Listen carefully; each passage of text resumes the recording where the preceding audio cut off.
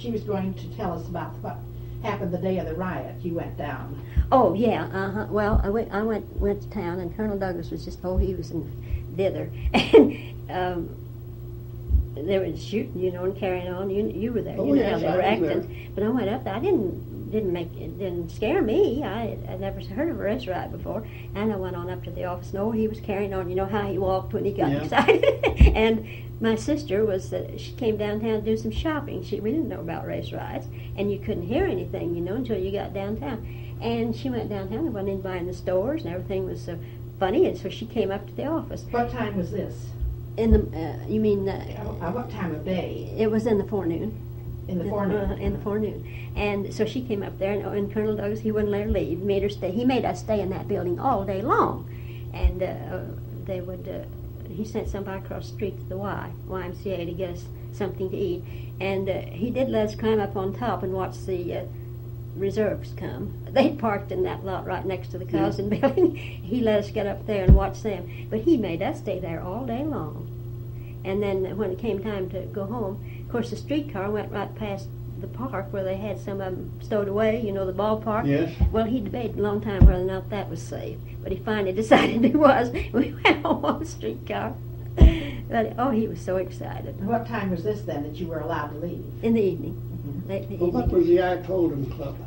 Well, that was the thing. That was another one of his publicity things, It was a club that they organized after the riots. There was so much adverse publicity and so on.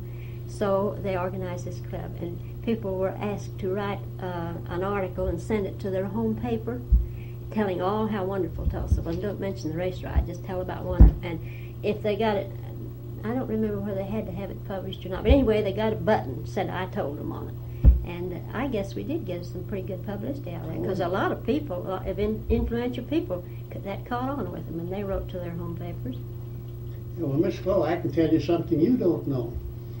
Talking about the race riot, Ruth is writing a book on the race riot called, The Fifth Horseman? Mm-hmm. And she is digging into all the details, and the book will be out, and you and I'll have to read it. I'd like to read it. I'd like to read it because actually, no one knows the real truth about that thing. There was just so much publicity and so many mixed up affairs on it that I don't think anybody really knows what happened. Well, I've been researching it for 5 years, and I've been using Colonel Douglas's on one of my illustrations. So that'll get it all together, and that'll make you understand it then. But it never did. I wasn't scared. Ruth says she's been using Colonel Douglas's history. Yeah. Ruth, this girl wrote those histories. Well, you remember where it tells about all the different blocks that were burned out. I've taken that information and used it to crosshatch the diagram of Tulsa as it was in 1921 to show what portion of the city was burned and the relationship as to how the city has grown now. Yeah.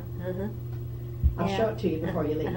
It was something, but I never was scared. I guess I should have been.